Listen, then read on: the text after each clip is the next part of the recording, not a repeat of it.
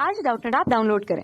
Doubtnut पर अपने सभी गणित, रसायन विज्ञान, भौतिक विज्ञान और जीव विज्ञान के डाउट्स का करो सफाया।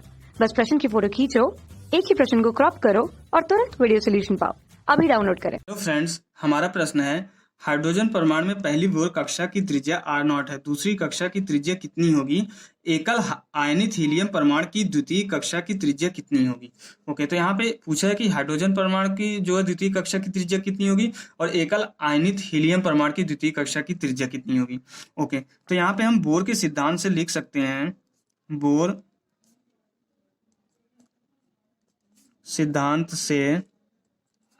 के सिद्धांत से हम लिख सकते हैं कि हाइड्रोजन परमाणु के H2 के बोर सिद्धांत से होता है कि H2 परमाणु के लिए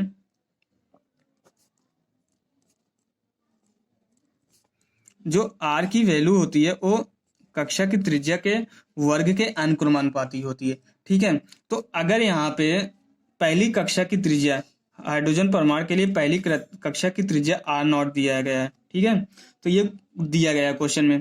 तो यहाँ पे दूसरी कक्षा की त्रिज्या जो होगी हाइड्रोजन परमाणु के लिए वो हो जाएगी, पहली कक्षा की त्रिज्या n² के अनुक्रमानुपाती होती है, तो यहाँ पे दूसरी कक्षा के लिए 2 का स्क्वायर हो जाएगा और R1H2 पहली कक्षा की त्रिज्या के, तो यहाँ से R2H2 के लिए जो है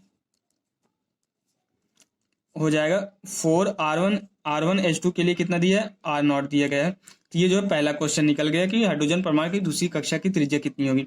अब हीलियम परमाणु के लिए दिया है, पूछ रहा है, तो इसी सेम सिद्धांत से जो है हीलियम परमाणु के लिए जो है इसी सेम सिद्धांत से जो है H2 सदृश H2 के समान परमाणु के लिए H2 सदृश परमाणु के लिए H2 के समान परमाणु के लिए जो कक्षा की त्रिज्या होती है वो अनुक्रमानुपाती हो, जो त्रिज्या होती है वो कक्षा की संख्या के जिस कक्षा में वो है परमाणु उसके वर्ग के अनुक्रमानुपाती डिवाइडेड बाय Z होता है।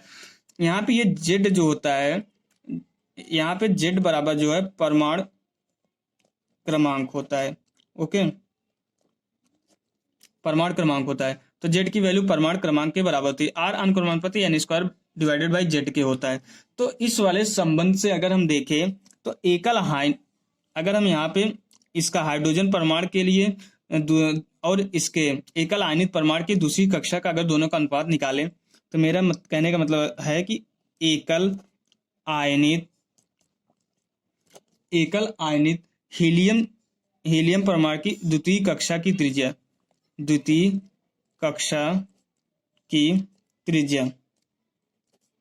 डिवाइडेड बाय, अगर हमें द्वितीय कक्षा की त्रिज्या निकालनी है तो यहाँ पे हम संबंध एक निकाल लेते हैं H2 परमाणु की, क्योंकि ये तो पता ही हो गया हमें H2 परमाणु के लिए H2 परमाणु की द्वितीय कक्षा की त्रिज्या, अगर इन दोनों का अगर हम अनुपात निकालेंगे तो यहाँ से ये जो है n² डिवाइडेड बाय Z के बराबर है, ये जो है n² के बराबर है। ओके, तो यहाँ से जो है दोनों n की वैल्यू दोनों में 2 ही है, तो यहाँ से जो है इसको अगर हम लिखेंगे द्वितीय कक्षा की हीलियम परमाणु के लिए ये है और ये डिवाइडेड बाय R2 हाइड्रोजन परमाणु के लिए है। ओके, तो ये बराबर हो जाएगा ये 4 डिवाइडेड बाय 2 डिवाइडेड बाय 4।